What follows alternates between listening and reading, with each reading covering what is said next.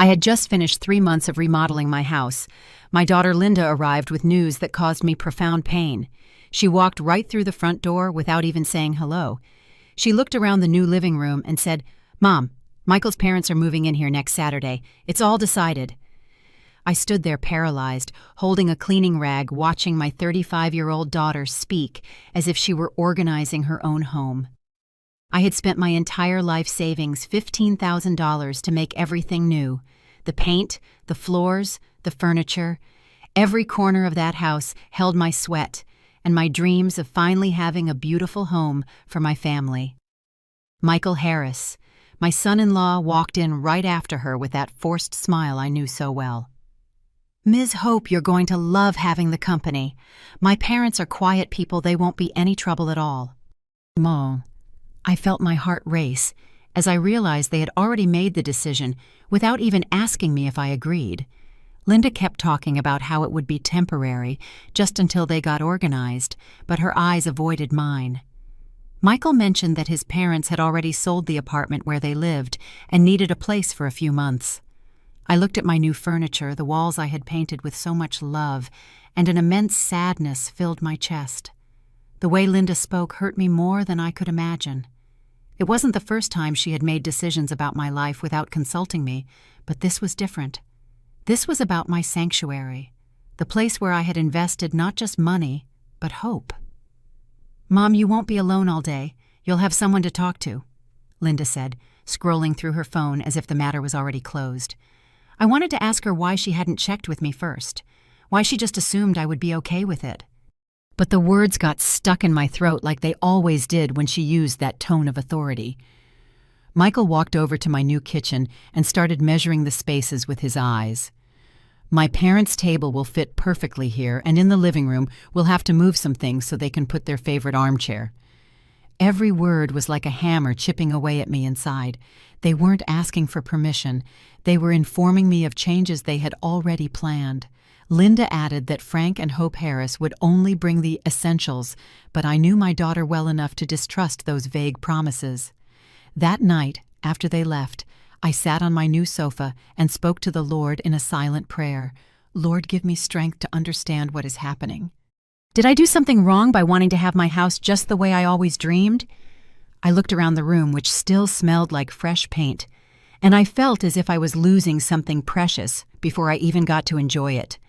I had worked double shifts at the textile factory for 6 months to save the money for the remodel. Every dollar I spent I had earned with my own 2 hands sewing from 5 in the morning until 11 at night. I remembered how I had chosen every paint color, every piece of furniture with the excitement of a 68-year-old woman who for the first time in her life could afford to have the nice things she always wanted. The wooden dining table I bought on installments, the sky blue curtains I had embroidered myself at night, the cream-colored living room set I had seen in a store window, which had cost me 4 full months' salary. All of it was now going to be rearranged to accommodate people who hadn't even asked for permission to come. Linda had mentioned the Harris family was elderly and needed help, but I was elderly too, and nobody seemed to consider what I needed. At 68 years old, after a lifetime of working for others, caring for others, and sacrificing for others, I thought it was finally my turn to enjoy some peace in my own space. But there I was again, being the last to find out about decisions that directly affected my daily life. The conversation Linda and Michael had in my kitchen replayed in my head like a painful echo. They spoke of my spaces as if they were theirs, of my home as if it were just a resource available to solve other people's problems. At no point had they asked if I was prepared to share my home, if I had the energy to live with 2 more people day in and day out, if my life's routine would be disrupted. They had simply assumed I would be available just as I had always been. I couldn't sleep that night. I got up several times to walk through my house, touching the freshly painted walls, fluffing the pillows on the sofa, breathing in that new smell that had excited me so much just a week before. In every corner, I saw the effort I had made, the overtime hours I had worked, the expenses I had cut from my budget to afford the remodel. I had skipped buying my blood pressure medication. I had eaten beans and rice for months. I had walked for miles to save on bus fare, all for the dream of having a decent home. When dawn broke, Linda arrived early with a list of things we needed to do to prepare the house. It wasn't a consultation. It was a list of instructions. "Mom, we have to move your dresser to make space in your bedroom. Michael's parents will sleep there and you can move into the utility room." The utility room. That small damp space where I kept my cleaning supplies would now be my bedroom. My daughter had just reduced my status in my own house to that of a maid who sleeps in the storage closet. "Linda," I said, my voice trembling, "don't you think we should talk about this calmly? I'm an elderly person too, and I have my habits, my schedules." She cut me off with that condescending smile she had developed in recent years, the same one she used when she wanted to make me feel like I was being difficult. "Oh, Mom, don't be selfish. It's only temporary. Besides, you've always been so sociable. You'll love having company all the time." Sociable. That word echoed in my head as I watched my daughter move my things without asking me where I wanted them put. I had been sociable all my life when it came to helping others, welcoming visitors, being available for anyone who needed me. But I had never asked to be forced to be sociable in my own home, losing my privacy and my personal space without my consent. Michael arrived with a truck full of boxes before noon. "We just brought a few things ahead of time," he explained as he unloaded what looked like the entire contents of a house. Boxes marked kitchen, living room, bedroom, books, and decorations. Linda saw me staring at the sheer amount of stuff and quickly said, It was easier to bring it all in one trip instead of making several. Easier for whom, I wondered silently. Frank Harris, a 70-year-old man with an authoritarian look, got out of the truck and immediately started giving instructions on where he wanted everything placed. He didn't greet me. He didn't thank me for welcoming them into my home. He simply started reorganizing my space as if he owned it. His wife, Hope Harris, what an irony that she shared my name, was a 65-year-old woman who inspected every corner of my house with a critical eye. She commented on what things needed to be changed so they could be comfortable. "This sofa is too close to the window," Hope said, pointing to my favorite sofa, the one I had saved for months to buy. "And these curtains let in too much light. Frank needs complete darkness for his naps." Every comment was a small slap in the face to all the love I had poured into decorating my home. They weren't suggestions. They were orders disguised as observations. And Linda nodded along to everything as if they were completely reasonable requests. For that entire day, I became a spectator to the invasion of my own house. I watched them move my furniture, hang their pictures over mine, and reorganize my kitchen to accommodate their utensils and their dietary habits. Frank installed his own television in the living room and changed all the channel presets. Hope emptied my cupboards to put in her own dishes and spices. Linda coordinated everything as if it were a normal move, completely ignoring the tears I was trying to hide.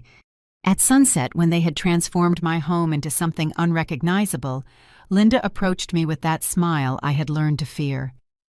"See, doesn't it look so much better like this, Mom? More family-like, more cozy." Familiar for whom, I wanted to ask. Cozy for whom? Because for me, this house no longer felt like my home. It felt like I was a guest in a place that no longer belonged to me. That night, lying in the utility room on a borrowed cot, because mine was now being used by the Harris family, I heard them rearranging things in what used to be my bedroom. I heard their voices talking about what else they needed to change, what other pieces of my furniture were in their way, how they were going to distribute the space to feel at home. The irony of that phrase caused me a pain I had never experienced before. They wanted to feel at home in my home, while I felt like a stranger in the place that had been my refuge for 30 years. I closed my eyes and tried to remember what my living room looked like before that morning, how my kitchen smelled when it only had my spices, how it felt to walk through my house without having to ask permission or apologize for wanting to use my own spaces. But those memories already felt distant, as if they belonged to someone else's life. In just 12 hours, I had gone from being the owner of my home to being a tolerated resident in a space that others had decided to reorganize according to their needs. Michael had mentioned it would be temporary, but none of them had defined what that word meant. Temporary like a week, a month, a year, and who would decide when this temporary period was over? Me, the owner of the house, Or them, the people who had shown up with a moving truck and plans for a complete reorganization. The uncertainty filled me with an anxiety I hadn't felt even when I was widowed 15 years ago. The next day, I woke up early, as was my habit my entire life. But when I came out of the utility room, I found Frank already settled in the kitchen, making his breakfast with my dishes and using my food without asking. "Good morning, Hope," he said without looking up from the newspaper he had spread across my brand-new dining table. It wasn't a conversation. It was barely an acknowledgement of my presence in my own kitchen. Hope came down a little later, already dressed, but with messy hair, and immediately started inspecting the pantry. "Frank, they don't have the cereal you like here, and your decaf coffee isn't here either."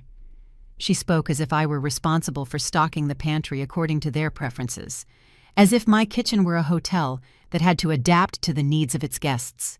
When I tried to explain that this was the coffee I bought and the cereal I liked, Hope looked at me with a smile that didn't reach her eyes. "Oh, Hope, now that we're family, we have to think about what's best for everyone." Family. That word which used to fill me with warmth now sounded like a trap. Linda arrived mid-morning and found her in-laws completely installed, behaving as if they were the hosts and I was the visitor. Instead of noticing how strange the situation was, my daughter smiled, satisfied. "It's so good you already feel at home. Mom, isn't it nice to have the house full of life?" Life that had arrived uninvited and had displaced my own. During that second morning, I observed how each of them had established routines that didn't involve consulting me about anything. Frank had taken ownership of the remote control and the TV schedule. Hope had reorganized the kitchen for her convenience and set meal times that didn't line up with mine. Linda came and went, offering suggestions on how to make co-living more harmonious, but all her suggestions involved me changing my habits to adapt to theirs. "Mom, maybe you could eat breakfast a little later so you don't clash with Frank's schedule," Linda suggested while watching her father-in-law read the paper at my dining table. "And in the afternoons when Hope is watching her soaps, you could take the time to do your things in your room." My things in my room. As if my entire house had been reduced to the utility room, as if my life had to be organized around the preferences of people who had just shown up. That afternoon, while I was trying to find a moment to sit in my own living room, I overheard a conversation between Frank and Michael that broke my heart into pieces. "Your mother-in-law is a nice lady," Frank was saying, "but she needs to understand that we're family now and things have to work differently. She can't keep acting like she's the only one who lives here. Like I'm the only one who lives in my house. The house that I had bought, maintained, remodeled, and cared for 3 decades. In that moment, something inside me finally snapped. It wasn't a violent break. It was more like a thread that had been pulled too tight for too long. I realized that Linda, Michael, and the Harris family had built a version of reality where I was some kind of tenant. A tenant who was lucky enough to live in a house that now needed to be shared with its real occupants. A version where my 68 years of life, my decades of work and sacrifice, and my rights as the property owner had been completely erased. That night, lying in the utility room again, listening to the Harris family discuss what other changes they wanted to make in their new house, I made a decision. It was a decision that was going to surprise everyone, but I kept my expression calm and my behavior docile, because I had learned that sometimes the best decisions are made in silence, planned in secret, and executed when no one sees them coming. By the 3rd day of living together, a clear pattern had been set. I was an inconvenient guest in my own home. Frank had taken control of the living room and the television, deciding what was watched and at what volume, regardless of the fact that I had been watching my soaps at the same time for 30 years. Hope had completely reorganized my kitchen, putting my dishes in places I couldn't find them, and setting rules about what foods could and couldn't be bought. Linda visited daily to ensure everything was harmonious, but her idea of harmony was just making sure I adapted completely to everyone else's needs. The straw that broke the camel's back came when Hope informed me they had decided to change the gas provider because the one I used was too expensive, and that they were also going to change the phone company because they needed a more complete family plan.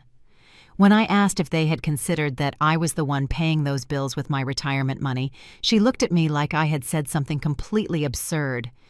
"Oh, Hope, now that we all live together, it's only logical that we share the expenses. Don't you think that's more fair?" Fair. That word echoed in my head like a funeral bell. It was fair that I should share the expenses of my house with people who had moved in uninvited. It was fair that I slept in the utility room while they occupied my master bedroom. It was fair that I change all my schedules and habits to accommodate theirs. It was fair that I lose control over my own home so that others could feel comfortable. Everything was fair except asking me what I wanted or needed. That same afternoon, while Linda and Michael were discussing the possibility of making more changes to the house to optimize the space, I snuck into my old bedroom. I knew the Harris family was out shopping. I wanted to retrieve some of my personal things, photographs and memories that had been buried under their belongings. What I found left me speechless. They had packed all of my things into cardboard boxes as if they were objects to be stored away when they were no longer needed. My family photographs, my diplomas from my sewing courses, the love letters from my late husband, the gifts Linda had given me over the years, everything was packed away carelessly in boxes, as if it were just clutter that needed to be cleared out. Instead, the dresser was full of Hope's clothes. The vanity was covered in her cosmetics and perfumes, and on the nightstand were photographs of the Harris family. My bedroom had been completely erased and replaced by the lives of other people. Linda walked in while I was sitting on the floor, surrounded by boxes that contained 30 years of my personal life. Instead of understanding why I was crying, she got upset with me for digging through things that were already organized. "Mom, we already put all this away to make space. If you need something specific, just tell me and I'll get it for you." She was offering me limited supervised access to my own memories, like I was a child who needed permission to touch her own toys. "Linda," I said with a calmness that surprised even me, "do you even realize what is happening here?" She sighed with that look of forced patience she had perfected over the last few days. "Mom, what's happening is that we are being a united family supporting each other. Michael's parents needed a place to stay, and we have the space. It's that simple. Simple for everyone except for the person whose life had been completely rearranged without her consent." That night, after eating dinner in silence while the Harris family argued over what TV show to watch, I went to the utility room early, but instead of going to bed, I stayed awake. I was planning something I never imagined I'd be capable of. It was a quiet plan, a discreet one that nobody would see coming because they had all assumed I was too docile, too grateful, too dependent to make any drastic decisions. All my life I had been the woman who adapted, the one who gave in, the one who found ways to make things work without creating conflict. I had raised Linda alone after her father abandoned us working double shifts to give her everything she needed. I had cared for my sick mother for 10 years until she passed. I had been the sister who was always available, the friend who never failed the neighbor everyone could count on. But at 68 years old, living like a stranger in my own home, I realized that all that kindness had just made me someone whose needs didn't matter to anyone. On the 4th day, Linda arrived with news that confirmed everything I had been fearing. "Mom, we were talking, and we think it would be good to make some more permanent changes to the house." Michael spoke with an architect friend of his, and he says, "We can expand the little room where you're sleeping. We can add your own little bathroom and a small kitchenette. That way you'll have more independence and we'll all be more comfortable." Independence. They were offering me independence in a maid's quarters built on the property of my own house. The proposal was clear. They would keep the main house, my living room, my kitchen, my bedroom, my dining room, and I would become the tenant of an addition built specifically to keep me out of their way. Linda presented this idea as if it were a gift, a generous solution that would solve all the co-living problems. What she was really offering was my own physical and emotional exile disguised as consideration for my needs. "And who is going to pay for this renovation?" I asked, even though I already knew the answer. "Well, Mom, we thought that since it's for your benefit, and you'll be the one enjoying it the most, It would only be fair if you contributed the main part of the cost. Michael already got some estimates, and it's not that much money. Not that much money. To turn the owner of the house into an expensive tenant on her own land. Not that much money. To complete my expulsion from the spaces I had worked my whole life to maintain. In that moment, I knew I had reached my limit. I was not going to be complicit in my own disappearance. I was not going to finance the construction of my own exile. I was not going to smile and say thank you while they turned me into a burden that had to be hidden in a corner of the yard. The time had come to make a decision that would change everything, but no one would see it coming until it was far too late to stop it. What they didn't know was that a 68-year-old woman who had survived a difficult marriage, raised a daughter alone, and worked 40 years to buy and maintain her house, had resources they had never even considered, and I was about to use every single one of them.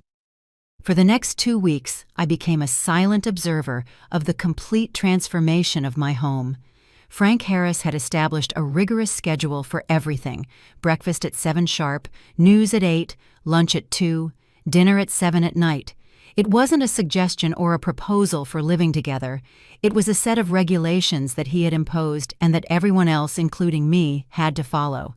When I tried to explain that I had my own schedules after 68 years of life, he looked at me as if I were being capricious. Hope, in a house where many people live, there has to be order. We can't all just be doing our own thing. Doing our own thing in my own house. The irony of that phrase caused me a deep sadness every time I heard it.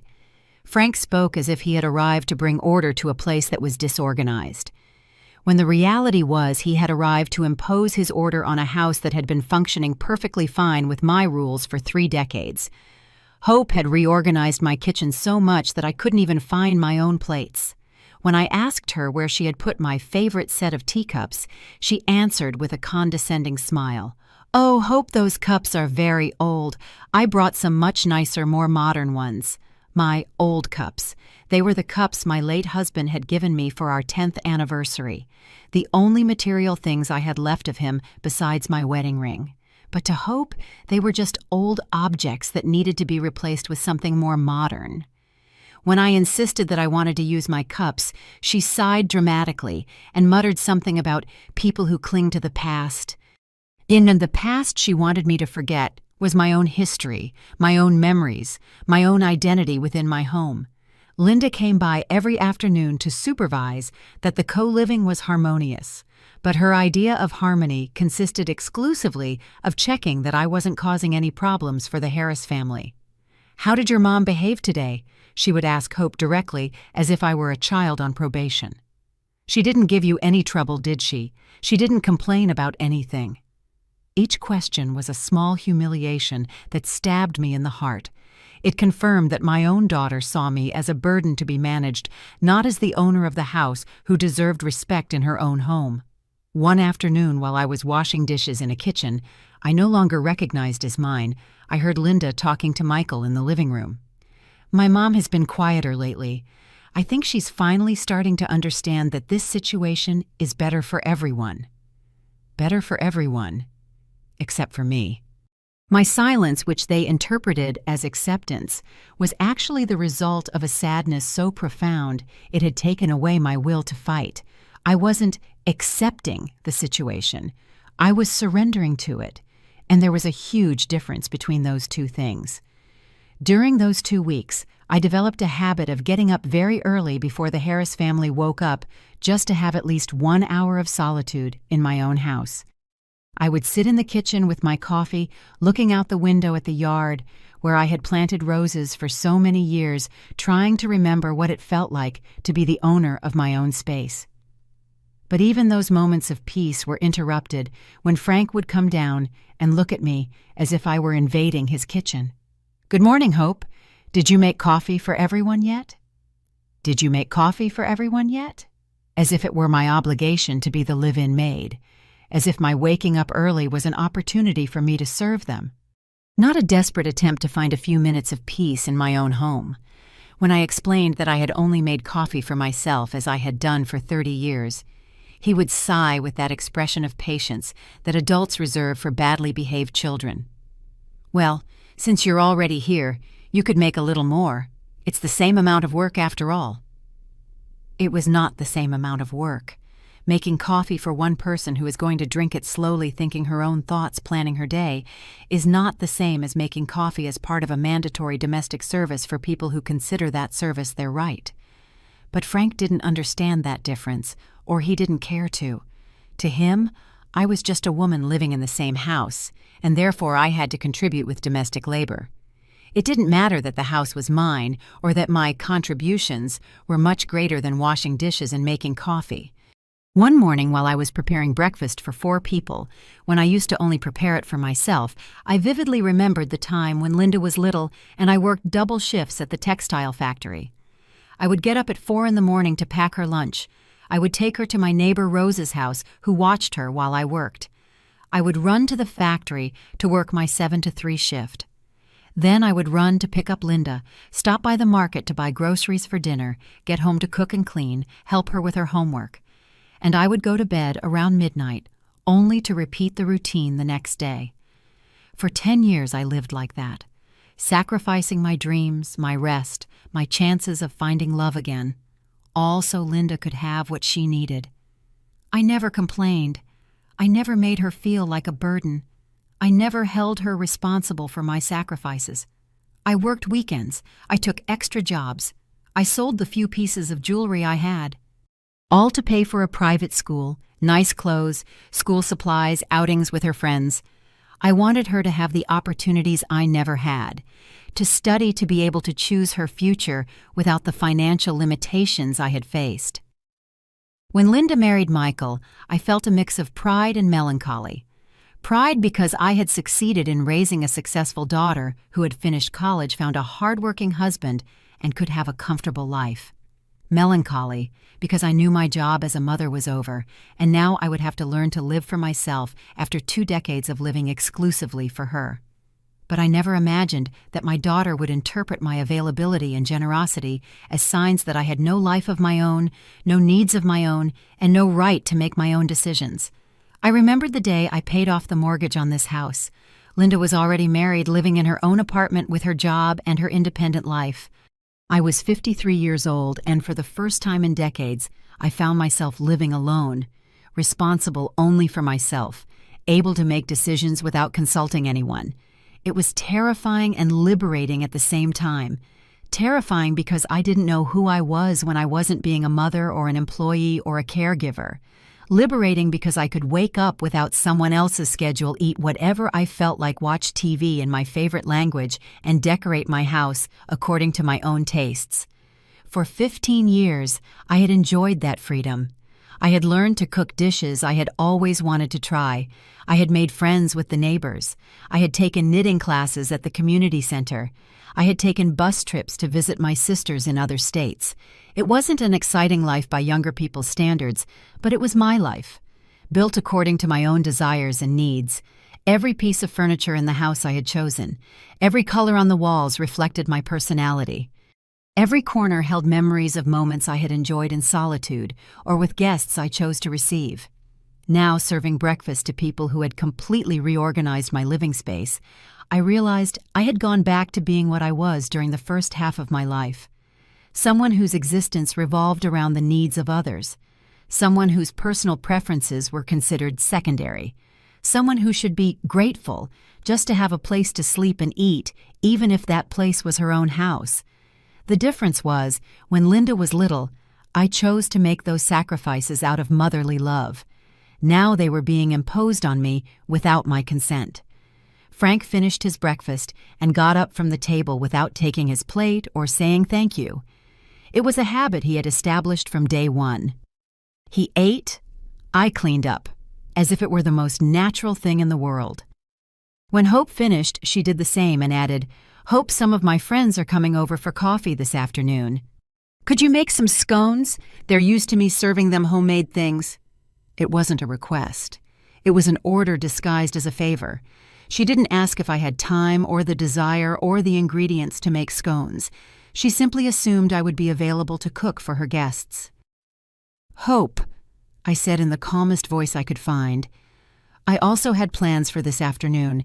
I wanted to go to the market and visit my friend Rose. She looked at me as if I had said something completely absurd. "Oh, but you can do those things any day. My friends only visit every once in a while." My plans, which included maintaining social relationships I had cultivated for decades, were things I could do any day. Her plans were priorities, urgent. My social life was disposable. Hers was important. That afternoon, while I was making scones for Hope's friends, I thought about my dear friend Rose. She had been my confidant and my support during the most difficult times of my life. Rose was the one who helped me when Linda was sick, and I had no money for the doctor. Rose was the one who lent me money for school supplies when I was between jobs. Rose was the one who stayed with me at the hospital when I had my gallbladder removed and Linda couldn't miss work. Rose was the person who knew me best in the world, and now I couldn't visit her because I had to make scones for the friends of a woman who had come to live in my house uninvited. Hope's friends arrived at 4 in the afternoon, and I became the invisible servant at a social gathering in my own living room. I served coffee. I brought more scones. I collected plates while they talked as if I wasn't even there. When one of them complimented the scones, Hope smiled and said, "Oh yes, Hope is very good in the kitchen. She has a real knack for desserts." As if I were her talented housekeeper, not the owner of the house who had been forced to cook for her guests. During the whole gathering, I listened to Hope describe her new house to her friends. She talked about the changes they had made, how they had improved the layout of the spaces, the plans they had for future renovations. Her friends congratulated her on finding such a comfortable place and for being so lucky to live in such a beautiful house. At no point did she mention that the house had an owner, that those changes had been made without consulting that owner, or that the future plans would affect another person's life. In her version of reality, she and Frank were the protagonists of a successful housing story, and I was just a secondary character barely worth mentioning. When the friends left, Hope thanked me for helping her with the meeting. Helping her, as if making scones and serving coffee in my own home was a favor I was doing for her, not an imposition she had forced on me. Everything was delicious, Hope. My friends were delighted. They complimented you a lot on the scones. She was giving me feedback on my performance as a servant, not acknowledging that I had sacrificed my own plans to satisfy hers. That night, after washing all the dishes from the party and cleaning the living room where her guests had been, I sat in the utility room that was now my bedroom. I pulled out a box of photographs that I had managed to rescue before the Harris family completely reorganized my old room. They were photos from different eras of my life: my wedding, Linda as a baby, family birthdays, outings with friends, Christmas celebrations. In every single one of those photos, I was in my own home, surrounded by people who respected and valued me. There was one photograph that especially caught my eye. It was from my 60th birthday 8 years ago. Linda had organized a small surprise party. My friend Rose had come, my neighbors, some of my old co-workers from the factory who were also retired. In the photo, I was sitting in my favorite armchair, surrounded by people who loved me in my living room, decorated according to my tastes, smiling genuinely because I felt loved and respected in my own space. That woman in the photograph seemed like a different person compared to who I was now. What had changed in those 8 years? When had I gone from being the respected host of my own home to the tolerated resident who had to be grateful for a place to live? At what moment had Linda decided that my needs were less important than other people's? When had she started treating me like a problem that needed to be solved, instead of like her mother, who deserved consideration and respect? I remembered a conversation I'd had with Linda about a year ago when she first started suggesting it would be good for me to have more company. At the time, I had interpreted her comments as genuine concern for my well-being. I thought she was worried I was lonely, that maybe she felt guilty for not visiting more often. I never imagined that those comments were the prelude to a plan to reorganize my life according to someone else's convenience. "Mom, you're not getting any younger," Linda had said during that conversation. "Aren't you afraid of living alone? What if you get sick and no one is here to help you?" At the time, those questions seemed like legitimate expressions of a daughter's love. Now I realized they were preparatory arguments to justify decisions she had already made without consulting me. Linda had decided that I was a vulnerable person who needed supervision, and she had used that narrative to convince herself that imposing unwanted company in my house was an act of kindness, not an invasion. The reality was, I didn't feel vulnerable living alone. I felt independent, capable, and in charge of my own time and space. I had an exercise routine that included walking every morning. I had a doctor I visited regularly for my checkups. I had neighbors who looked out for each other. I had my friend Rose who visited me weekly. I was not isolated or unprotected. I was living exactly how I wanted to live.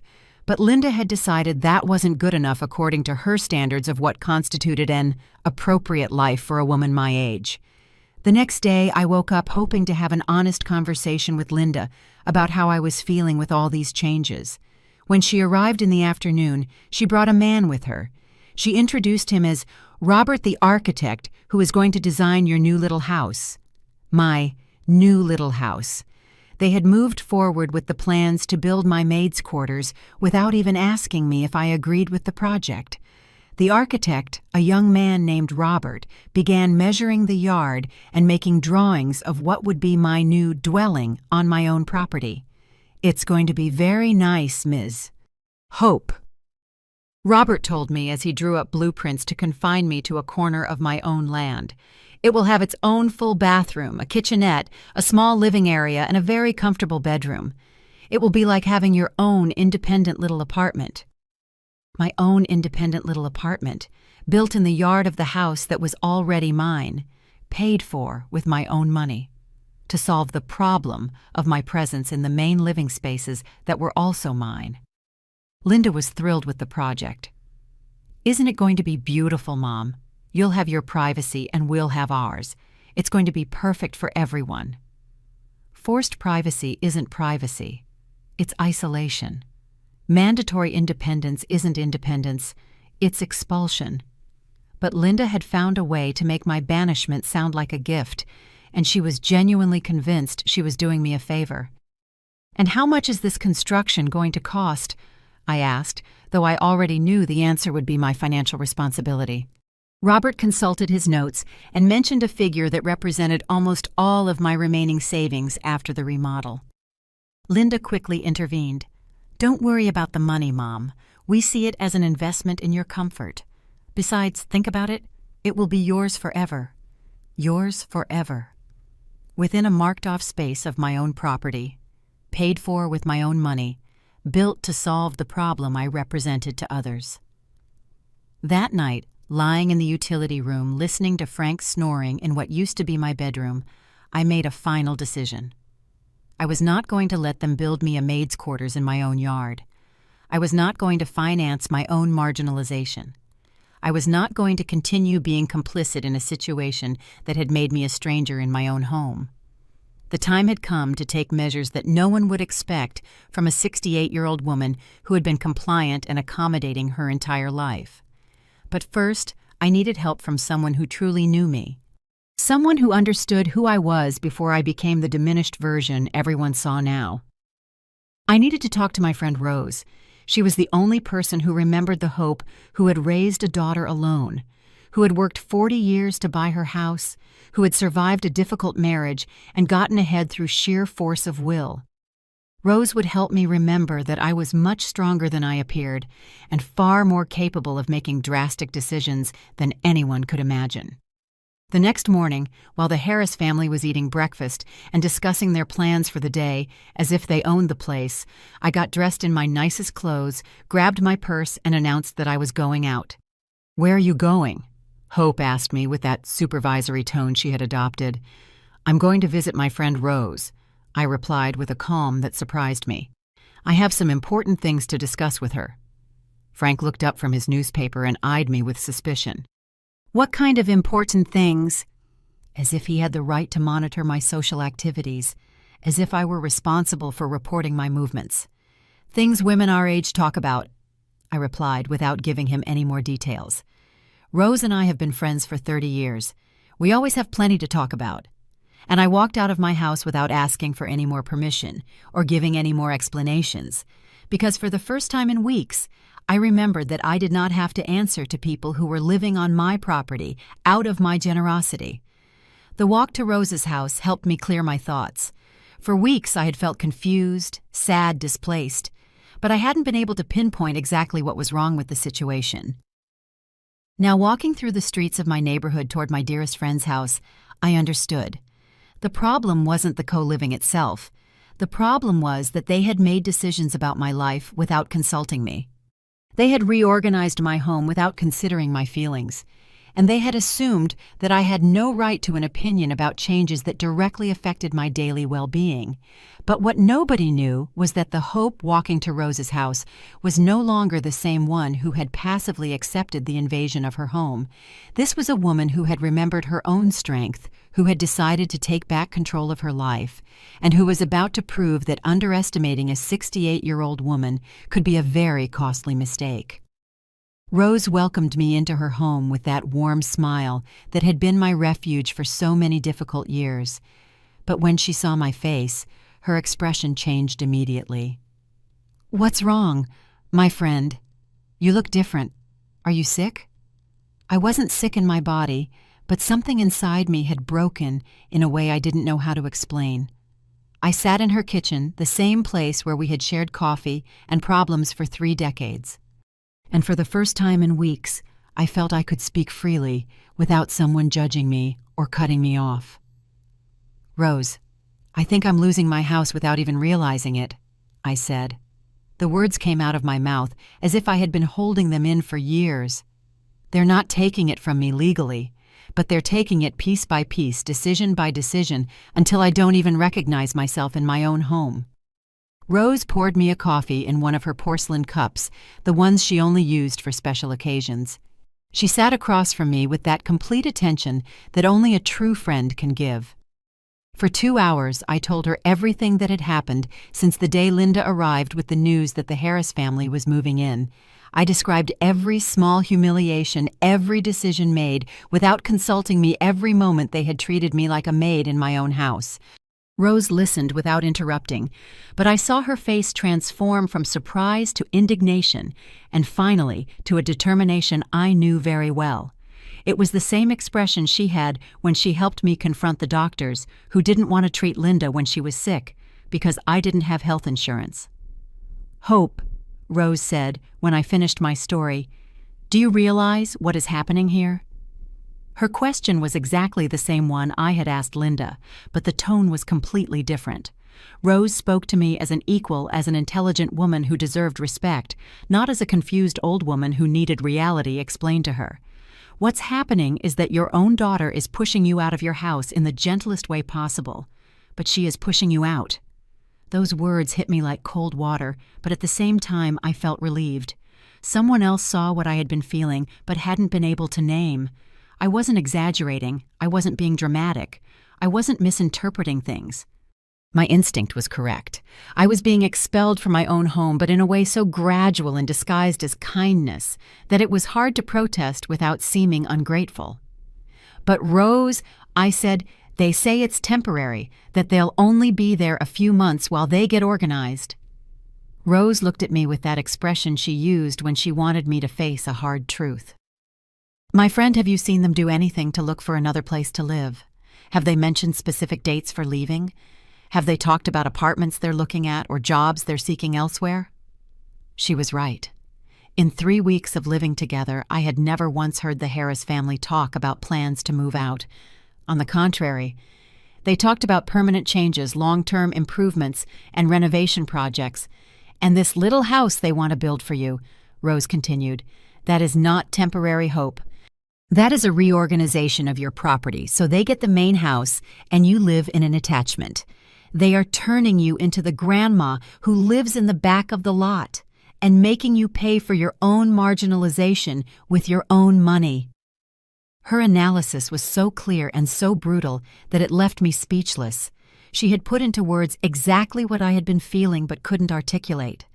Rose got up from the table and started pacing her kitchen like she always did when she was thinking of practical solutions. "How much money do you have saved?" she asked me directly.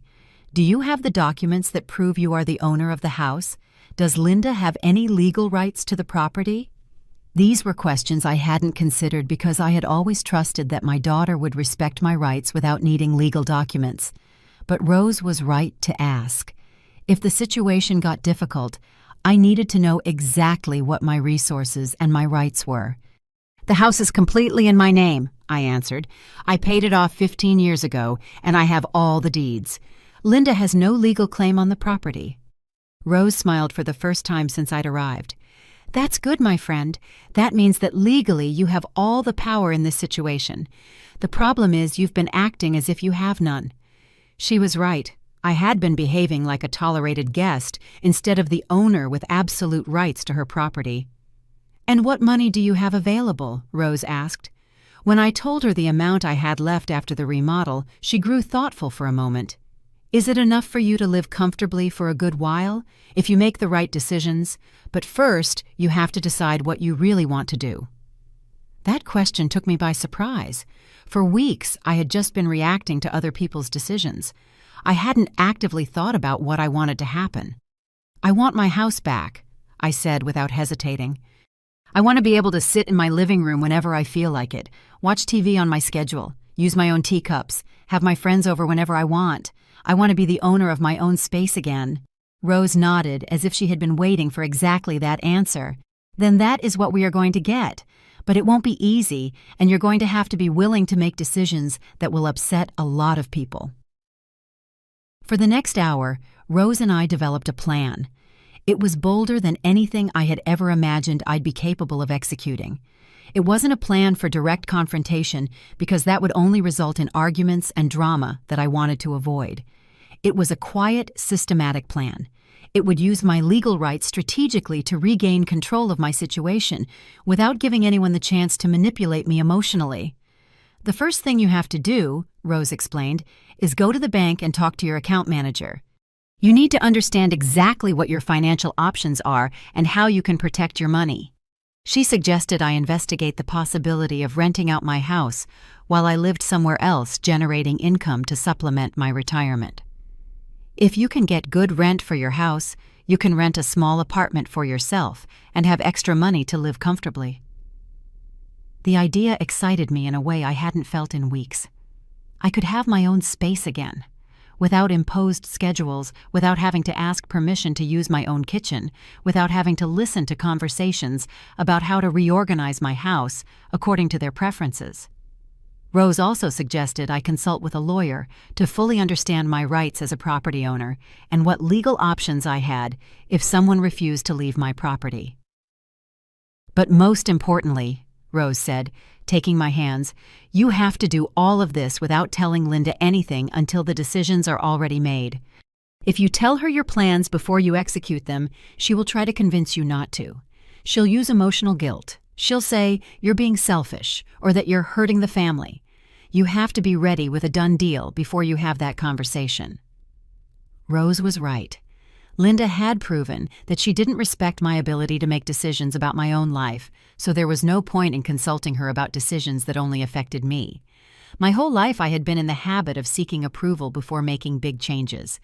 But at 68 years old, the time had come to act on my own judgment without asking anyone for permission. That afternoon, Rose accompanied me to the bank where I'd had my account for 20 years. Mr. Jim, the manager, who always helped me, received me with his usual kindness. But I noticed his surprise when I explained that I wanted to explore the possibility of renting out my house and looking for housing options for myself. "Ms. Hope, are you sure you want to make this change? At your age, we generally recommend stability instead of moving." "At my age?" That phrase everyone used to limit me to suggest I was no longer capable of making important decisions about my own life. But instead of feeling diminished as had happened so many times before, this time I felt determined. "Mr. Jim, at my age, I'm very clear about what I want and what I don't want. And what I don't want is to continue living in a situation that doesn't make me happy." Rose squeezed my hand discreetly, giving me silent support to maintain my resolve. Mr. Jim explained that with the current value of my house in that area, I could get a very good rental price. It would give me significant income in addition to my retirement. He also helped me calculate how much it would cost to rent a small apartment in a safe, comfortable area for people my age. The numbers were very encouraging. I would have more disposable income each month than I'd had in years, and complete freedom to organize my life according to my own preferences. "And what if I want to move back into my house in the future?" I asked him. "Rental contracts can be made for specific periods," he explained. "You can rent for 1 year, 2 years, or whatever time you feel is appropriate. Your house is still yours. You're just generating income from it while you live elsewhere." That flexibility reassured me a lot. I wasn't selling my house or giving it up permanently. I was taking control of the situation in a way that benefited me financially. The next day, Rose and I went to see apartments in an area she had researched. They were small units but very well designed in a building where mostly retired people lived. They had common areas for socializing, an indoor garden, 24-hour security, and most importantly, each tenant had complete privacy and autonomy in their own space. The apartment I liked best had a small but cozy living room, a bedroom with a large closet, a full kitchen, and a balcony overlooking the trees on the street. "Can you imagine, my friend," Rose said as we looked out from the balcony, "you could have your coffee out here in the mornings without anyone telling you what time to eat breakfast. You could invite anyone you want over without asking for permission. You could decorate according to your tastes without anyone moving your things." For the first time in weeks, I felt excited about the future instead of nostalgic for the past. The building manager, a very kind woman named Patricia, explained that most of the residents were retired people who had made decisions similar to the one I was considering. "A lot of people come here after complicated family situations," she told us discreetly. "Here they find the peace they needed without losing their independence." I didn't feel judged or strange for considering a move. On the contrary, I felt like part of a group of people who had prioritized their own personal well-being. That night, I returned to my house with a completely different perspective. Instead of feeling like a victim of circumstances, I felt like a woman who was about to take control of her life in an intelligent and strategic way. Frank and Hope were watching television in my living room, sitting on my sofas, commenting on the shows as if they owned the place.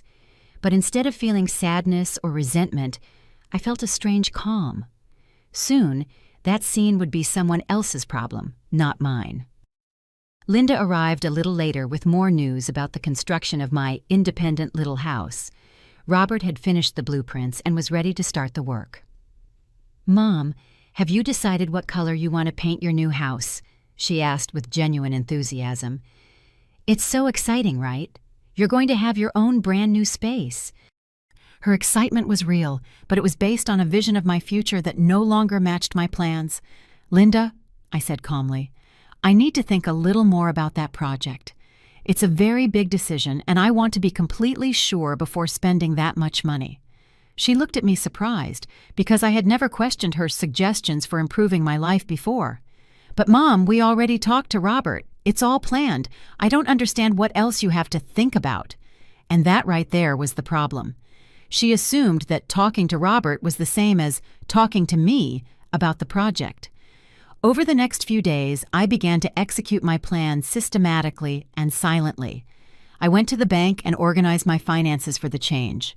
I spoke with a lawyer Rose recommended to understand my rights as a property owner. I visited 3 real estate agencies to get professional appraisals on the rental price of my house. I signed the lease for the apartment I had seen with Rose, using part of my savings as the deposit. I did every step during the hours when the Harris family was out running their errands and Linda was at her job. I would get up early, get ready as if I were going for normal shopping, and instead of going to the market, I would go to arrange the details of my new life.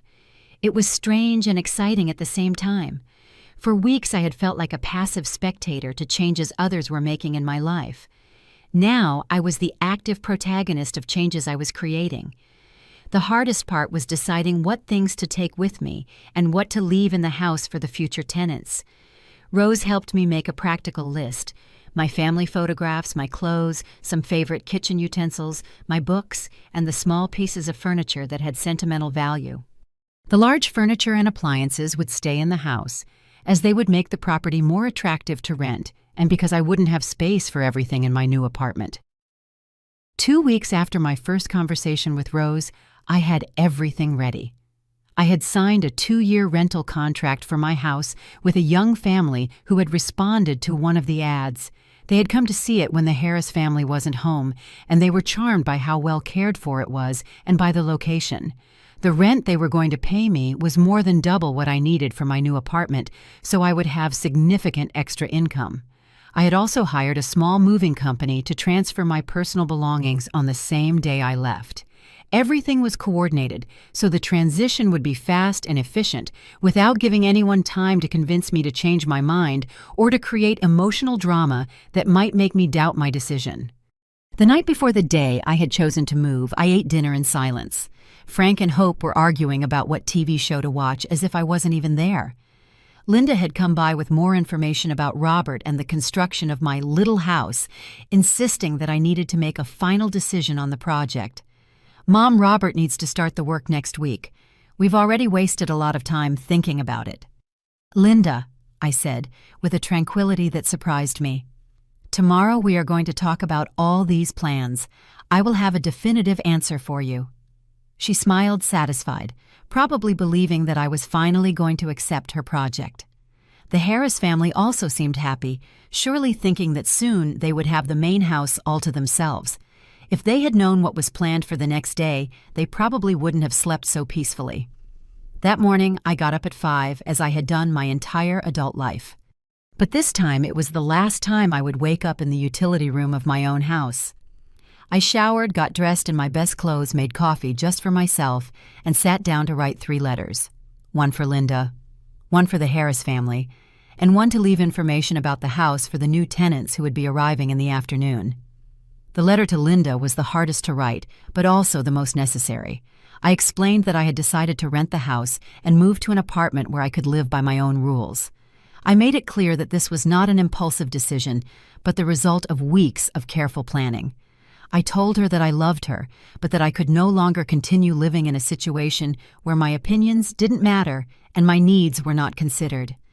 At 8 in the morning, when the Harris family came down for breakfast, expecting to find the coffee made and the table set as had been my routine for weeks, they found the 3 letters on the dining room table, and a completely silent house, because at that hour I was already in my new apartment drinking coffee on my balcony, watching the city wake up, and feeling for the first time in months that I had taken back control of my own life.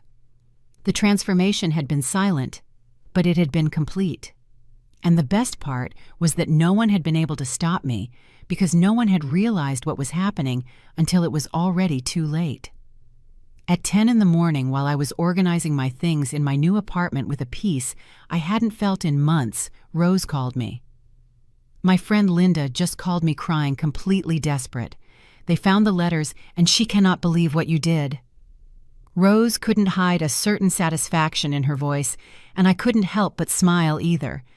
Linda had arrived at my house at 9 to talk about the construction. She had found Frank and Hope with the letters in their hands, completely bewildered. My letter to the Harris family had been direct. They had 30 days to find another place to live, as was my legal right as the owner. The letter to Linda explained how I had felt living like a stranger in my own home, being treated like a maid instead of the owner. At 2 in the afternoon, Linda showed up at my apartment. When I opened the door, I saw my daughter, disheveled, her eyes red from crying, completely disoriented. "Mom, what is this? What are you doing?"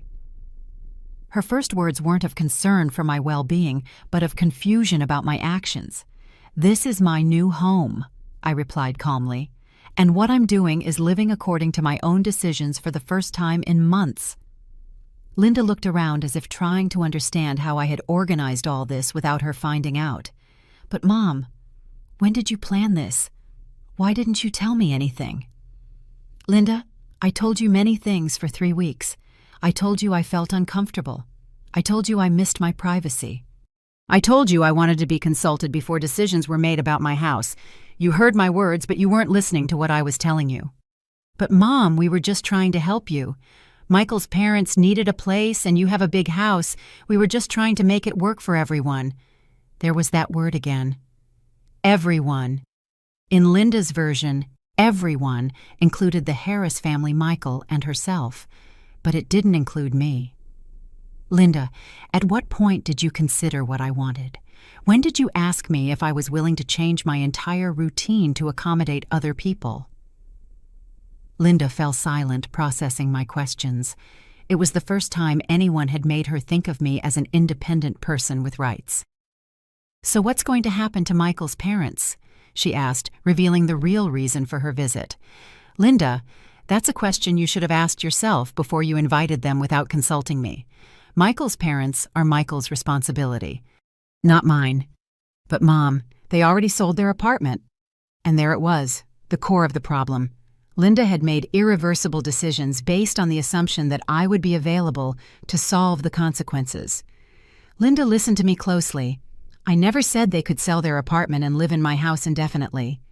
The problem you have now is the result of decisions you made without consulting the person most affected by them. Linda started to cry, and I felt the maternal urge to comfort her.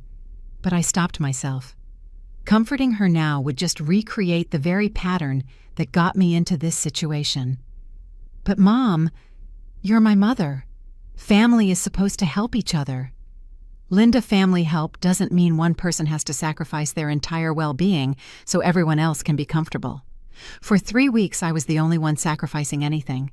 What did any of you sacrifice? She had no answer because the answer was obvious. None of them had sacrificed a thing. Linda stayed until 5 in the afternoon, and we had the most honest conversation we'd had in years. Gradually, she began to understand that she had confused my availability with an obligation and my generosity with weakness. A week later, Linda visited me with a completely different attitude. Michael got a loan to buy a house where he can live with his parents, she said with a smile that mixed relief and embarrassment. It turns out they did have options. It was just easier to use your house than to find their own solutions. Exactly. They had resources all along. It was just more convenient to use my home than to make the effort to solve their own situation independently. Linda established a routine of visiting me every Sunday. Gradually, we developed a more balanced relationship. Linda started asking my opinion on things instead of informing me of decisions already made. 3 months later, I received an unexpected call from Hope Harris. Hope, Frank and I just want to thank you and to apologize. We weren't very considerate. Her apology was sincere. Now that we have our own house again, we realize how important it is to have your own space. 6 months later, Linda arrived for her weekly visit, holding a decoration magazine. What do you think of this color, Mom? It was the first time in years she had asked my opinion before deciding instead of informing me of something already done. I like it, but the important thing is that you like it. It's your house. Linda smiled. I think I finally understand what you were trying to teach me. Every person deserves to be the main character in their own life, even within a family. That afternoon, watching the sunset from my balcony, I thought about the journey I had taken. I had learned that setting boundaries is not selfishness, it's self-respect. That saying no is a right, not a betrayal. That true love includes respect for autonomy, not control over decisions. The most important lesson: true family harmony isn't built on the silent sacrifice of one person. It's built on mutual respect, and sometimes to teach that lesson, you have to be willing to surprise the people who have underestimated you. A year after my silent transformation, I had established a routine that brought a deep peace to my heart. Every morning, I woke up when my body told me to without schedules imposed by others. I watered my plants on the balcony as the sun gently entered my apartment. I made my coffee exactly how I liked it, and I sat down to read a few pages of the Bible. For the first time in decades, my agenda depended solely on my own desires. And I had discovered that I had much more energy when I wasn't dealing with the impositions of others. I spent my afternoons in the building's community garden talking with my new friends about our life experiences, knitting blankets for the local nursing home, or simply watching the street from a bench under the trees. I had met Mercedes, a 75-year-old woman who had also made the decision to live alone after similar family problems. It's funny. Mercedes told me as we knitted together how people think that at our age we no longer have the right to choose how we want to live. On Sunday afternoons, Linda continued to visit me religiously. Our relationship had transformed completely. She no longer arrived with lists of things I needed to do or changes we should consider. She came simply to spend time with me, to have coffee on my balcony, to tell me about her life, and genuinely ask about mine.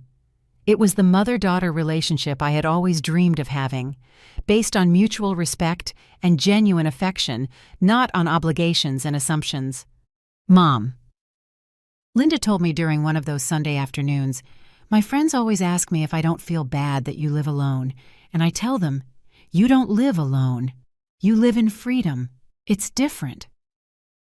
Her words moved me deeply because they meant she finally understood the difference between chosen solitude and imposed isolation. I hadn't fled from company. I had fled from control disguised as love. The income from renting my house had given me a financial security I hadn't had in years. I could afford small luxuries that I previously considered impossible, buying fresh flowers for my apartment every week, going to the movies with my friends from the building, taking painting classes at the cultural center. For the first time since my youth, I had money that was completely mine to spend, according to my own tastes, without having to justify every dollar to anyone. One autumn afternoon, while walking in the park near my building, I ran into Patricia, my old neighbor. "Hope it's so good to see you," she said with a genuine smile. "You look wonderful, so peaceful." She told me that the family renting my house was taking marvelous care of it, that the children played in the garden where I had planted my roses, that the wife had put in new plants that perfectly complemented my original design. "You know what's funny?" Patricia told me. "When Linda told me what you had done, I thought you had been very drastic. But now that I see how you're living, seeing you so happy and so in charge of yourself, I understand you made the best possible decision." Her words confirmed something I had been feeling but hadn't verbalized. I hadn't just solved my problem. I had inspired other people to reflect on their own lives. During the winter, I received an unexpected visit. It was Michael, my son-in-law. He arrived alone one Saturday afternoon. "Ms. Hope, I wanted to talk to you," he said with a humility I had never seen in him before. "I wanted to thank you for what you did." His gratitude surprised me. "When you left so decisively, you forced all of us to grow up. My parents learned to be independent again. Linda learned to respect other people's decisions. And I learned that solving family problems doesn't mean taking advantage of someone else's generosity." Michael told me his parents were very happy in their new house. They had made friends in their new neighborhood, and they felt useful and autonomous again. "At first they felt rejected," he explained, "but later they understood that you didn't reject them. You rejected a situation that you had not chosen." Exactly. I had rejected being treated as an available resource, not the people themselves. "Do you know what impresses me most about all this?" Michael asked before leaving. "You found a way to get your dignity back without permanently hurting anyone. We all learned something important, and we all ended up in better situations." He was right. My transformation hadn't been vindictive or destructive. It had been educational and liberating for everyone involved. In the spring, as I celebrated the first anniversary of my move, I reflected on everything that had changed in my life. I had regained not only my autonomy, but also my identity. For months, I had felt like a diminished version of myself, like an old woman who should just be grateful for any attention. Now I felt like the complete woman I had always been, intelligent, capable, and deserving of respect.